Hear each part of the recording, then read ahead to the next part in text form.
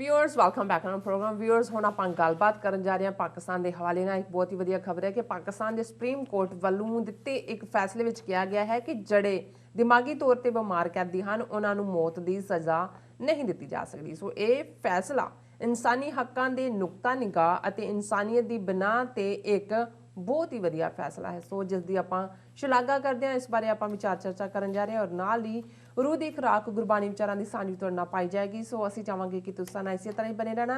देखण सुनने लिखण लई तुहाडा सब दा बहुत बहुत शुक्रिया जी। डॉक्टर साहब की कहना चाहोगे?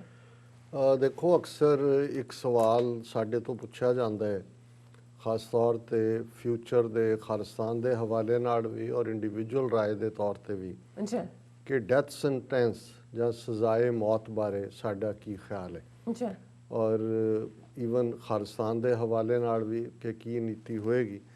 सो मेरा हमेशा इस उत्ते रहा कि जिमें महाराजा रणजीत सिंह का पीरीयड बेशक वो एक मोनार्की सी, बादशाहत सी, लेकिन बहुत सारे जिहड़े सिख प्रिंसीपल्स ने जिन्हां दे विच हर एक दे नाल बराबरी का सलूक, मैरिट बेस्ड सिलैक्शन और डिस्क्रिमिनेशन ना होना, उस दे नाल एक पार्ट जिहनूं यूरोपीयंस ने भी उदों एप्रीशिएट किया उन्हां ज़मानिਆਂ 'ਚ कि महाराजा रणजीत सिंह दे जस्टिस सिस्टम दे विच सजाए मौत नहीं सी, मौत की सज़ा नहीं सी। और उन्हां दा आर्गूमेंट ये सी कि ये जिंदगी दित्ती भी रब ने ते लैण दा हक भी जिहड़ा वो रब दे कोल है। जंग के मैदान दे विच जां कोई अदरवाइज मुकाबले दे विच मारिया जांदा वो ठीक है। और यही कारण है कि उस नूं जदों असीं अज कॉमनवैल्थ होए जां यूरोपीयन यूनीयन होए उन्हां मुल्कां 'च डैथ सेंटेंस का ना होना, क्योंकि इन्हां ने तो अगों फरदर इस दे उत्ते काम कीता। उन्होंने कहा कि भी क्यों मौत की सज़ा दी जाती, उसका एक रीज़न कि भी बाकियां लई सबक होए, इनू डेटरेंट कहंदे ने कि बाकी देखण जी ये तां, पर उन्होंने कहा डाटा जां दूसरा उन्होंने देखा भी नहीं, ये कोई फर्क नहीं पैंदा, इस दे उल्ट जिहड़ा इनह्यूमन है। हालां अमरीका 'च एक डिफरेंट डिबेट है, अमरीका 'च 40 स्टेटां 'च है डैथ सेंटेंस। हुण ये गल पर असी पिछला सैगमेंट का करके हटे हैं कि भाई ये जिहड़े वार क्रिमिनल्स ने जिन्हां ने वार क्राइम कमिट कीते ने, जे 100 साल का नाजी उन्होंने ट्रायल के उत्ते लिजा सकते हैं भी असी भी जिहड़े वार क्रिमिनल ने we will chase them, will find them, extradite them, try them and hang them. So ये दो डिफरेंट पोजीशनस हो जांदियां ने। लेकिन मैं ये समझदा कि जिहड़े वार क्रिमिनल्स ने जिन्हां ने अपनी ताकत दे लई जिहड़ा है वो इंसानी खून डोलिया, बेगुनाह नूं मारिया, उस हालत दे विच एक्सैप्शनल सरकमस्टांसिस जिन्होंने कहते हैं और एक्सैप्शनल जो वार क्राइम अगेंस्ट और क्राइम्स अगेंस्ट ह्यूमैनिटी ये जस्टिफाइड है। पर कुछ दूसरे हालतों दे विच और खास तौर पर मैं जो देखदा है भी एक पासे पाकिस्तान का एक होर इमेज जिहड़ा भारती प्रोपेगेंडा जिहड़ी है मशीनरी भी प्रोजेक्ट करती है, वैसटर्न पावर्स नूं भी जदों सूट करता है कि पाकिस्तान नूं दहशतगर्दी के खाते च पाना है जां कोई होर जिहड़ा एपी सेंटर ऑफ टैररिज्म जिवें इंडियन प्रचारते हैं। और इस तरीके नाल भी बहुते तो इन्ना क प्रचार हुंदा उन्होंने ये भी नहीं हुंदा कि भाई उत्थे जमहूरीयत है, लोग चुनते हैं और मौजूदा हुकूमत भी इन स्पाइट ऑफ कि थोड़ा बहुत विचों जिहड़ा हाफ द टाइम फौजी राज भी रहा, पर फौजी भी बेनाइन किस्म का जिहदे च कोई ब्लड शैड नहीं होया, कोई इवें नहीं होया कि मार के कोई जिहड़े ने वो उन्होंने लिया। और अज जो मैं एक खबर देखी पाकिस्तानी सुप्रीम कोर्ट के हवाले नाल, Pakistan Supreme Court bars execution of inmates with mental disorder, और अज 5 मैंबरी उन्हों का बेंच जिहड़ा है जिन्होंने जस्टिस मंजूर अहमद मलिक हैड कर रहे सी, उन्होंने जिहड़ा ये ऑर्डर पास किया कि 3 प्रिजनर्स का केस जिहड़ा उन्हों दे कोल सी, जिहड़े ऑलरेडी जेल दे विच एक ने 30 साल कैद कट्टी है, एक 18 साल, तीसरा 14 साल, और उन्होंने नाम भी ने उन्होंने कानिजान बीबी है, इमदाद अली है और गुलाम अब्बास है। और ये मैंटली सिक ने, यानी इन्हों की मैंटल इलमेंट है। और सुप्रीम कोर्ट ने इन्हों की जिहड़ी एग्जीक्यूट की है सज़ा घटाई है, उन्होंने court commuted the death sentences of Kaniza Bibi and Imdad Ali to life imprisonment and directed that a fresh mercy petition to be filed to the Pakistan President on behalf of Ghulam Abbas। So technicality होएगी, 2 दी तो उन्होंने उम्र कैद की, ਔਰ ਉਹਨਾਂ ਨੇ ਇਹ ਕਿਹਾ ਕਿ ਵੀ the court observed that carrying out the death sentence does not meet the ends of justice if a convict was unable to comprehend the rationale behind the punishment due to a mental illness। ਕਿ ਜੇ ਤੁਸੀਂ ਉਹਨੂੰ ਇਹ ਗੁਨਾਹ ਦਾ ਅਹਿਸਾਸ ਹੀ ਕਰਵਾਉਣਾ ਵੀ ਇਹ ਦੇਖ ਤੈਨੂੰ ਮੌਤ ਅਸੀਂ ਇਸ ਲਈ ਦੇ ਰਹੇ ਹਾਂ ਤੂੰ ਇਹ ਕੀਤਾ ਹੈ, ਜੇ ਮੈਂਟਲੀ ਉਹ ਸਾਊਂਡ ਨਹੀਂ ਹੈ ਤੇ ਇਹਦਾ ਮਤਲਬ ਹੈ ਕਿ ਇਹ ਜਿਹੜਾ ਹੈ ਇਹ ਠੀਕ ਨਹੀਂ ਹੈ, this doesn't meet the end of justice. ਔਰ ਇਹ ਇੱਕ ਬੜਾ ਹਿਊਮੈਨਿਟੇਰੀਅਨ ਬਣਾ ਦੇ ਉੱਤੇ ਮੈਨੂੰ ਚੰਗਾ ਲੱਗਾ ਕਿ ਵੀ ਇਹ ਇੱਕ ਪੋਜ਼ਿਟਿਵ ਡਿਸੀਜਨ ਹੈ। ਔਰ ਇਸ ਦੇ ਨਾਲ ਉਹਨਾਂ ਨੇ ਕਿਹਾ ਵੀ ਇਹਦਾ ਮਤਲਬ ਇਹ ਨਹੀਂ ਹੈ ਕਿ ਵੀ ਇਹ ਆਟੋਮੈਟਿਕਲੀ ਹਰ ਇੱਕ ਤੇ ਹੀ ਲਾਗੂ ਹੋ ਜਾਏਗਾ। ਔਰ ਕੱਲ੍ਹ ਨੂੰ ਇਹ ਵੀ ਹੁੰਦਾ ਹੈ, ਇੱਥੇ ਵੀ ਅਮਰੀਕਾ 'ਚ ਵੀ ਕਈ ਵਾਰੀ ਕੋਈ ਜਿਹੜੇ ਜਾਲੀ ਜਿਹੇ ਕਿਸਮ ਦੇ ਨੇ ਉਹ ਵੀ ਮੈਂਟਲੀ ਸਿੱਕ ਬਣਨਾ ਸ਼ੁਰੂ ਨਹੀਂ, ਉਹਨਾਂ ਨੇ ਕਿਹਾ ਵੀ ਇਵੇਂ ਨਹੀਂ ਹੋਏਗਾ। ਇਹ ਜੇ ਕੱਲ੍ਹ ਨੂੰ ਦਿਸ exemption will be applicable only in that case where a medical board consisting of mental health professionals certifies after a thorough examination and evaluation that condemned prisoner no longer has higher mental functions to appreciate the rationale behind the sentence of death awarded to them। ਉਹਨਾਂ ਨੇ ਕਿਹਾ ਜੀ ਇਹ proper ਇੱਕ procedure ਹੋਏਗਾ, ਪਰ ਇਹਨਾਂ ਤਿੰਨਾਂ ਚੋਂ ਦੋ ਦੀ ਉਹਨਾਂ ਨੇ ਘਟਾ ਕੇ ਉਮਰ ਕੈਦ ਕਰ ਦਿੱਤੀ, ਆਲਰੇਡੀ 30 ਸਾਲ 'ਚ ਤੋਂ ਅੰਦਰ ਨੇ। ਔਰ ਇਸ ਸਾਰੇ ਦੇ ਉੱਤੇ ਕਿਉਂਕਿ ਇੱਕ ਜਸਟਿਸ ਪ੍ਰੋਜੈਕਟ ਪਾਕਿਸਤਾਨ ਇਹ ਹਿਊਮਨ ਰਾਈਟਸ ਗਰੁੱਪ ਹੈ ਜਿਹੜਾ ਇਸ ਦੇ ਉੱਤੇ ਕੈਂਪੇਨ ਕਰ ਰਿਹਾ ਸੀ, ਜਿਹੜੇ ਮੈਂਟਲੀ ਇਲ ਨੇ ਉਹਨਾਂ ਨੂੰ ਨਾ ਐਗਜ਼ੀਕਿਊਟ ਕੀਤਾ ਜਾਏ। ਔਰ ਉਹਨਾਂ ਨੇ ਕਿਹਾ ਕਿ this is a historic judgement that validates our decade-long struggle to get the courts to recognize mental illness as a mitigating circumstance against the imposition of death penalty। So मैं समझदा भी ये एक पॉजिटिव डिसीजन है और that shows कि अमरीका ਦੇ ਵਿੱਚ ਜਿੱਥੇ ਭਾਰਤ ਦੇ ਵਿੱਚ ਉਹਨਾਂ ਦੀ ਜੁਡੀਸ਼ਰੀ ਅਫਜ਼ਲ ਗੁਰੂ ਨੂੰ ਇਸ ਲਈ ਫਾਇਲ ਆ ਸਕਦੀ ਹੈ ਕਿ ਕਲੈਕਟਿਵ ਕੌਂਸ਼ੀਅੰਸ ਆਫ ਦਾ ਮੈਜੋਰਿਟੀ ਉਹ ਸੈਟਿਸਫਾਈ ਕਰਨਾ ਹੈ, ਤੇ ਜਾਂ ਇੱਕ ਬਿਲਕੁਲ ਇਲੀਗਲੀ ਕਰਾਊਡ ਜਿਹਨੇ ਆ ਕੇ ਮਸੀਤ ਨੂੰ ਤੋੜਿਆ ਔਰ ਉਹਨੂੰ ਇਸ ਲਈ ਸੁਪਰੀਮ ਕੋਰਟ ਉਹਨੂੰ ਰਾਮ ਮੰਦਰ ਦੇ ਲਈ ਵਾਪਸ ਉਹਨਾਂ ਦੇ ਹਵਾਲੇ ਕਰ ਸਕਦਾ ਹੈ, ਕਹਿ ਕੇ ਜੀ ਇਹ ਆਸਥਾ ਦਾ ਸਵਾਲ ਹੈ, ਮੈਟਰ ਆਫ ਫੇਥ। ਬੇਸ਼ੱਕ ਕੋਈ ਪ੍ਰੂਫ ਨਹੀਂ ਨੇ ਕਿ ਇੱਥੇ ਕਦੇ ਮੰਦਰ ਐਗਜ਼ਿਸਟ ਕਰਦਾ ਸੀ। ਸੋ ਇਹਦੇ ਇੱਕ ਪਾਸੇ ਜਿੱਥੇ ਇਸ ਕਿਸਮ ਦੀਆਂ ਜਜਮੈਂਟਸ ਉਹਨਾਂ ਦੇ ਇੰਡੀਆ ਦੇ ਹਾਈਐਸਟ ਕੋਰਟ ਵੱਲੋਂ ਆ ਰਹੀਆਂ, ਇੱਥੇ ਹਿਊਮੈਨਿਟੇਰੀਅਨ ਬੇਸਡ ਜਿਹੜੀ ਜਜਮੈਂਟ ਹੈ ਇਹ ਜਿਹੜੀ ਹੈ ਇਹਨੂੰ ਮੈਂ ਪੋਜ਼ਿਟਿਵ ਦੇ ਵਿੱਚ ਦੇਖਦਾ। ਔਰ ਅਖੀਰ ਦੇ ਵਿੱਚ ਜਿਵੇਂ ਅਸੀਂ ਕਬੀਰ ਸਾਹਿਬ ਦੀ ਬਾਣੀ ਦੇ ਵਿਚਾਰ ਕਰਦੇ ਔਰ ਅੱਜ ਵੀ ਅਸੀਂ 3 ਸ਼ਲੋਕ ਵਿਚਾਰ ਦੇ ਲਈ ਚੁਣੇ ਨੇ। ਕਬੀਰ ਸਾਹਿਬ ਦੀ ਬਾਣੀ, ਕਬੀਰ ਗੁਰ ਲਾਗਾ ਤਬ ਜਾਨੀਐ ਮਿਟੈ ਮੋਹ ਤਨ ਤਾਪ, ਹਰਕ ਸੋਗ ਦਾਜੈ ਨਹੀਂ ਤਬ ਹਰ ਆਪੈ ਆਪ।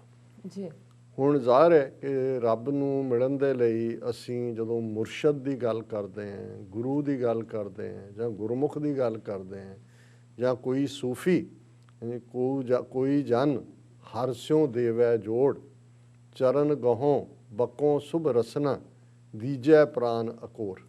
ਕਿ ਕੋਈ ਮੈਨੂੰ ਰੱਬ ਦੇ ਨਾਲ ਜੋੜ ਦੇ, ਮੈਂ ਉਸ ਦੇ ਗੁਣ ਗਾਵਾਂ, ਉਸ ਦੇ ਮੈਂ ਚਰਨ ਪਰਸਾਂ।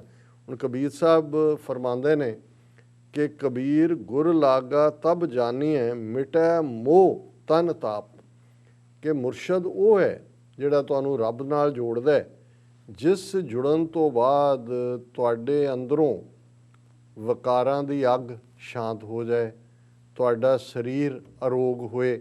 ਹੁਣ ਸਰੀਰ ਦੀ ਅਰੋਗਤਾ ਵੀ ਤੁਹਾਡੇ ਅੰਦਰ ਦੇ ਉਸ ਜਿਹੜਾ ਜਦੋਂ ਅਸੀਂ ਕਹਿੰਦੇ ਹਾਂ ਕਿ ਸਿਮਰੋ ਸਿਮਰ ਸਿਮਰ ਸੁਖ ਪਾਵੋ, ਕੱਲ ਕਲੇਸ਼ ਤਨ ਮਾਹੇ ਮਿਟਾਵੋ, ਕਿ ਸਿਮਰਨਾ ਰੱਬ ਦੀ ਯਾਦ ਤੁਹਾਡੇ ਮਨ ਦੇ ਉੱਤੇ ਤਾਂ ਪਹਿਲਾਂ ਅਸਰ ਹੁੰਦਾ ਹੈ, ਪਰ ਜਦੋਂ ਮਨ ਤੁਹਾਡਾ ਪੋਜ਼ਿਟਿਵਿਟੀ 'ਚ ਹੁੰਦਾ ਹੈ, ਮੁਸਬਤ ਸਟੇਟ ਆਫ ਮਾਈਂਡ ਹੁੰਦੀ ਹੈ, ਫਿਰ ਤੁਹਾਡਾ ਤਨ ਵੀ ਅਰੋਗ ਹੁੰਦਾ ਹੈ। ਤਬ ਜਾਨੀਏ ਮਿਟੈ ਮੋਹ ਤਨ ਤਾਪ, ਕਿ ਸਰੀਰ ਦਾ ਰੋਗ ਮਿਟੇ, ਮਨ 'ਚੋਂ ਮੋਹ ਮਿਟੇ, ਹਰਕ ਸੋਗ ਦਾਜੈ ਨਹੀਂ।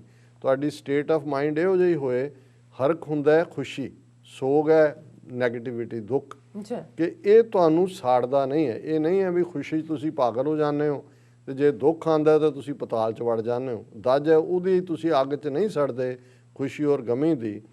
ਤਬ ਹਰ ਆਪੇ ਆਪ, ਫਿਰ ਸਮਝੋ ਕਿ ਤੁਸੀਂ ਰੱਬ ਦੀ ਕੁਰਬਤ ਹਾਸਲ ਕਰ ਲਈ ਹੈ, ਰੱਬ ਦੀ ਤੁਹਾਡੇ 'ਤੇ ਮਿਹਰਾਮਤ ਹੈ, ਮਿਹਰ ਹੈ।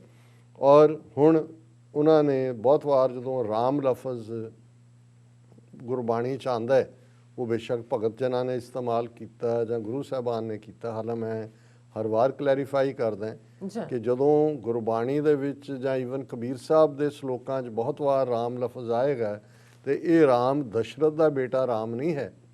ਇਹ ਰਾਮ ਦਾ ਮਤਲਬ ਹੈ ਰਮਿਆ ਹੋਇਆ, ਓਮਨੀ ਪ੍ਰੈਜ਼ੈਂਟ। ਉਹ ਰੱਬ ਜਿਹੜਾ ਜ਼ਰਰੇ ਜ਼ਰਰੇ 'ਚ ਹੈ, ਜਿਹੜਾ ਸਾਰੀ ਕਾਇਨਾਤ ਦਾ ਮਾਲਕ ਹੈ ਔਰ ਸਾਰੀ ਕਾਇਨਾਤ 'ਚ ਹੈ।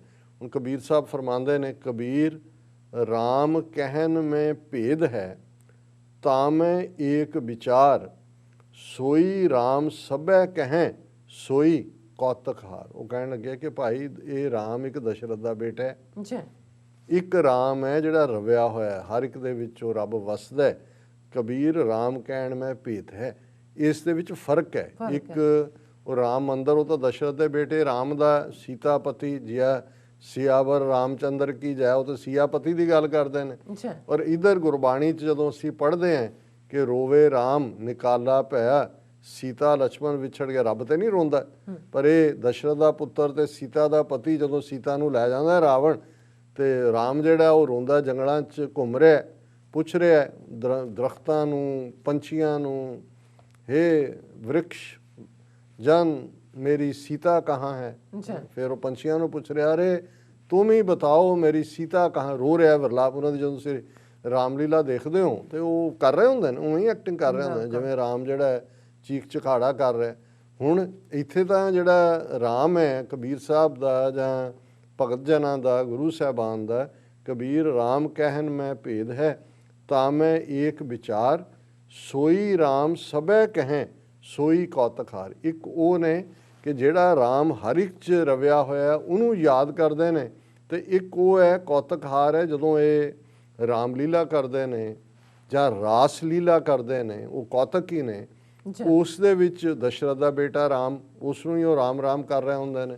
ਔਰ ਉਸ ਦੀ ਗਲ 'ਚ ਜਾ ਕੇ ਫਿਰ ਤਾਂ ਉਹ ਜਿਹੜੀ ਸੀਤਾ ਬਣੀ ਸੀ ਰਮਾਇਣ, ਜਦੋਂ ਇਹਨਾਂ ਦਾ ਸੀਰੀਅਲ ਚੱਲਿਆ, ਉਹ ਐਕਟਰੈਸ ਮੁੜ ਕੇ ਭਾਵੇਂ ਉਹ ਸਿਗਰਟਾਂ ਵੀ ਪੀਂਦੀ ਤੇ ਸ਼ਰਾਬ ਵੀ, ਤਾਂ ਉਹਦੇ ਪੈਰੀਂ ਹੱਥ ਲਾਉਂਦੇ ਸੀ ਕਿ ਮਾਤਾ ਸੀਤਾ ਹੈ। ਉਹ ਕਹਿੰਦੀ ਮੈਂ ਤਾਂ ਐਕਟਿੰਗ ਹੀ ਕੀਤੀ ਸੀ ਸੀਤਾ ਦੀ, ਮੈਂ ਤਾਂ ਨਹੀਂ ਸੀਤਾ। ਪਰ ਇਹਨਾਂ ਦੇ ਲਈ ਤਾਂ ਜਿਹੜਾ ਫਿਰ ਰਾਮ ਜਾਂ ਸੀਤਾ ਦੀ ਐਕਟਿੰਗ ਕਰੇ ਉਹ ਵੀ ਜਿਹੜਾ ਉਹ ਵੀ ਪਵਿੱਤਰ ਹੋ ਜਾਂਦਾ ਹੈ। ਔਰ ਅਖੀਰਲਾ ਸ਼ਲੋਕ ਹੈ, ਕਬੀਰ ਰਾਮੈ ਰਾਮ ਕਹੋ ਕਹਿਬੇ ਮਾਹੇ ਵਿਵੇਕ, ਏਕ ਅਨੇਕਾ ਮਿਲ ਗਿਆ ਏਕ ਸਮਾਨਾ ਏਕ। ਹੁਣ ਇਸੇ ਹੀ ਥਾਟ ਨੂੰ ਅੱਗੋਂ ਕਲੈਰੀਫਾਈ ਕੀਤਾ ਹੈ, ਕਬੀਰ ਰਾਮੈ ਰਾਮ ਕਹੋ ਕਹਿਬੇ ਮਾਹੇ ਵਿਵੇਕ। ਹੁਣ ਰਾਮ ਰਾਮ ਸਾਰੇ ਕਹਿ ਰਹੇ ਨੇ, ਵਿਵੇਕ ਹੈ ਕਿ ਠੀਕ ਔਰ ਗਲਤ ਦੀ ਪਛਾਣ, ਪਰ ਇਹ ਕਿਹਦਾ ਰਾਮ ਕੀ ਹੈ ਇਹ ਦੇਖਣਾ ਪਏਗਾ, ਵਿਵੇਕ ਦੇ ਨਾਲ ਦੇਖਣਾ ਪਏਗਾ। ਏਕ ਅਨੇਕਾ ਮਿਲ ਗਿਆ, ਇੱਕ ਰਾਮ ਉਹ ਹੈ ਜਿਹੜਾ ਅਨੇਕਤਾ ਦੇ ਵਿੱਚ ਹੈ, ਹਰ ਇੱਕ ਦੇ ਵਿੱਚ ਵਸਿਆ ਹੋਇਆ ਰਾਮ ਹੈ, ਰਮਿਆ ਹੋਇਆ ਰੱਬ ਉਹ ਹੈ। ਏਕ ਸਮਾਨਾ ਇੱਕ ਉਹ ਹੈ ਜਿਹੜਾ ਇੱਕ ਵਜੂਦ ਦੇ ਵਿੱਚ ਹੈ, ਦਸ਼ਰਥ ਦਾ ਬੇਟਾ ਰਾਮ। ਹੁਣ ਜਦੋਂ ਅਸੀਂ ਹਿੰਦੂਤਵਾਦੀ ਵਿਚਾਰਧਾਰਾ ਵਾਲਿਆਂ ਨੂੰ ਦੇਖਦੇ ਹਾਂ, ਇਹਨਾਂ ਨੇ ਤਾਂ, ਔਰ ਹਾਲਾਂ ਜਿਹੜਾ ਹਿੰਦੂਇਜ਼ਮ ਦਾ ਬੇਸ ਹੈ 4 ਵੇਦ, ਵੇਦਾਂ ਦੇ ਵਿੱਚ ਤਾਂ ਕੋਈ ਕਹਾਣੀਆਂ ਨਹੀਂ ਹੈਗੀਆਂ, ਇਹ ਤਾਂ ਪੁਰਾਣ ਨੇ। ਔਰ ਪੁਰਾਣ ਵਿਸ਼ਨੂੰ ਪੁਰਾਣ, ਪਹਿਲਾਂ ਵਿਸ਼ਨੂੰ ਇਹਨਾਂ ਨੇ ਐਸਟੈਬਲਿਸ਼ ਕੀਤਾ, ਫਿਰ ਉਹਦੇ ਅਵਤਾਰ ਐਸਟੈਬਲਿਸ਼ ਕੀਤੇ, ਰਾਮਚੰਦਰ ਨੂੰ ਅਵਤਾਰ ਬਣਾਇਆ, ਕ੍ਰਿਸ਼ਨ ਜੀ ਨੂੰ ਅਵਤਾਰ ਬਣਾਇਆ। ਔਰ ਉਹਦੇ ਥੱਲੇ ਜਿਹੜਾ ਅੱਜ ਹਿੰਦੂਤਵਾ ਦੇ ਥੱਲੇ ਇਹ ਆਪਣਾ ਸਾਰਾ ਸਿੰਬੋਲਿਜ਼ਮ ਖੜਾ ਕਰ ਰਹੇ ਨੇ, ਇਹ ਓਰੀਜਨਲ ਹਿੰਦੂਇਜ਼ਮ ਵੀ ਨਹੀਂ ਹੈ ਜਿਹੜਾ ਰਿਗਵੇਦ ਜਾਂ ਵੇਦਾਂ 'ਤੇ ਆਧਾਰਿਤ ਸੀ, ਇਹ ਪੁਰਾਣਾਂ 'ਤੇ ਆਧਾਰਿਤ ਹੈ। ਔਰ ਇਹਨਾਂ ਦੀਆਂ ਹੀ ਬ੍ਰਾਹਮਣਾਂ ਦੀਆਂ ਬਣਾਈਆਂ ਕਹਾਣੀਆਂ ਨੇ। ਜਦੋਂ ਹੁਣ ਤੁਸੀਂ ਕਹਾਣੀ ਘੜ ਲਈ, ਉਹਨੂੰ ਰਿਸ਼ੀ ਵਾਲਮੀਕੀ ਨਾਲ ਜੋੜ ਦਿੱਤਾ, ਫਿਰ ਗੋਸਵਾਮੀ ਤੁਲਸੀਦਾਸ ਆ ਗਿਆ 15ਵੀਂ ਸਦੀ 'ਚ, ਫਿਰ ਉਹਨੂੰ ਜਸਟੀਫਾਈ ਕਰਨ ਦੇ ਲਈ ਬਣਾਓ, ਕਿਤੇ ਅਯੁੱਧਿਆ ਦੱਸੋ, ਕਿਤੇ ਹੋਰ ਦੱਸੋ, ਜੰਮੇ ਕਿੱਥੇ ਕੀ ਹੈ। ਇਹ ਸਾਰਾ ਕਨਕੌਕਟਡ ਹੈ, ਜਿਹੜਾ ਕਿ ਇਹਨਾਂ ਦੇ ਆਪਣੇ ਹਿਸਟੋਰੀਅਨ ਕਹਿੰਦੇ ਨੇ, ਰਾਮਚੰਦਰ ਗੁਹਾ ਹੈ, ਦੂਸਰੇ ਰੋਮੀਲਾ ਥਾਪਰ ਹੈ, ਉਹਨਾਂ ਦੇ ਤੁਸੀਂ ਪੜ੍ਹ ਲਓ ਕਿ ਭਾਈ ਇਹ ਇੱਕ ਜਿਹੜਾ ਨਾਟਕ ਸੀ ਵਾਲਮੀਕ ਰਾਮਾਇਣ ਤੋਂ, ਜਿਹਨੂੰ ਇਹਨਾਂ ਨੇ ਹਿਸਟਰੀ ਦੇ ਵਿੱਚ ਕਨਵਰਟ ਕਰ ਦਿੱਤਾ। ਪਰ ਕਬੀਰ ਸਾਹਿਬ ਦਾ ਰਾਮ ਉਹੀ ਹੈ ਜਿਹੜਾ ਘੱਟ ਘੱਟ ਰਾਮ ਬੋਲੇ, ਰਾਮਾ ਬੋਲੇ, ਰਾਮ ਬਿਨਾ ਕੋ ਬੋਲੇ ਰੇ। ਸੋ ਉਹ ਹਰ ਘੱਟ 'ਚ ਵਸਣ ਵਾਲਾ ਰਮਿਆ ਹੋਇਆ ਰੱਬ ਹੈ। ਜੀ ਰਾਜ ਸਾਹਿਬ, ਤੁਹਾਡਾ ਬਹੁਤ ਬਹੁਤ ਸ਼ੁਕਰੀਆ। ਤੁਸੀਂ ਅੱਜ ਦੇ ਸ਼ੋਅ ਤੇ ਅੱਜ ਦਾ ਵਿਚਾਰ ਸਾਡੇ ਦਰਸ਼ਕਾਂ ਨਾਲ ਸਾਂਝਾ ਕੀਤਾ।